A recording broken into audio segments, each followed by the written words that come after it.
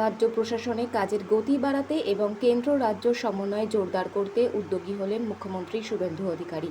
সোমবার সন্ধ্যায় আলিপুরের সৌজন্য সভাগৃহে রাজ্য ও কেন্দ্রীয় সরকারি আধিকারিকদের জন্য নৈশভোজের আয়োজন করেছেন তিনি। প্রশাসনিক সূত্রে খবর, বিভিন্ন দফতরের মধ্যে সম্পর্ক মজবুত করা এবং দ্রুত সিদ্ধান্ত গ্রহণের সংস্কৃতি গড়ে তোলাই এই বৈঠকের প্রধান উদ্দেশ্য। পূর্ববর্তী সরকারের আমলে কেন্দ্র রাজ্য টানাপোড়েনের কারণে প্রশাসনিক স্তরে যে দূরত্ব তৈরি হয়েছিল, তার জেরে একাধিক কেন্দ্রীয় প্রকল্প বাস্তবায়নে সমস্যা দেখা দিয়েছিল। ক্ষমতায় আসার পর মুখ্যমন্ত্রী স্পষ্ট জানিয়েছেন, রাজ্যে সব কেন্দ্রীয় সামাজিক প্রকল্প চালু করা হবে। সেই লক্ষ্যেই দুই সরকারের আধিকারিকদের মধ্যে যোগাযোগ ও সহযোগিতা বাড়ানোর ওপর জোর দিচ্ছে বর্তমান প্রশাসন।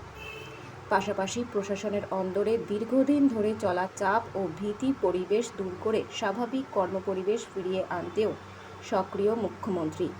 দায়িত্ব নেওয়ার পর থেকেই তিনি আমলাদের নির্ভয়ে ও স্বাধীনভাবে কাজ করার আশ্বাস দিয়েছেন। সরকারি বৈঠকে রাজনৈতিক বক্তব্য পরিহার, আধিকারিকদের প্রকাশ্যে তিরস্কার না করা এবং প্রশাসনিক শৃঙ্খলা ও মর্যাদা রক্ষার বিষয়ে কড়া বার্তা দিয়েছেন শুভেন্দু অধিকারী।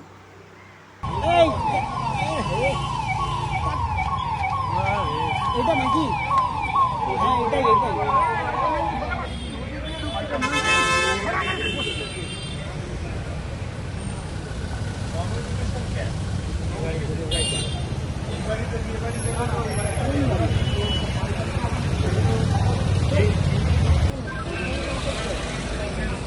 Sir sir